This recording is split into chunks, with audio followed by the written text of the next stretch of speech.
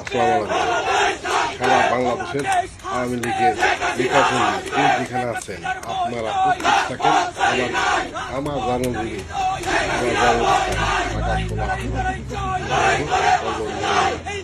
এই দুই খেলা নিয়ে একটা সিটি 16 আসন 16 আসনের নয়নের আল্লাহ সিলেসুদ্দিন মোল্লা তার নেতৃত্বে আগামী দিনে আন্দোলন সংগ্রামে আমরা সক্রিয়ভাবে তৃণমূল কর্মী যে যেখানে আছে তার নেতৃত্বে এই 16 আসন থেকে এই পাকিস্তানি পিতাককে বিতরিত করব, এটা আমাদের ফাইনাল কথা।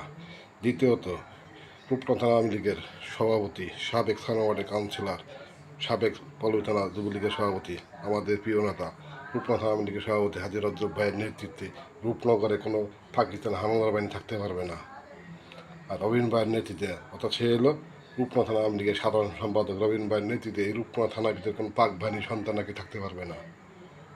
সবাই প্রস্তুত থাকবেন।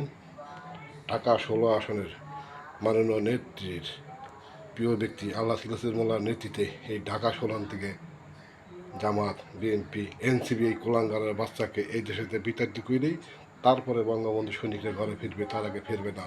জয় বাংলা, জয় বঙ্গবন্ধু।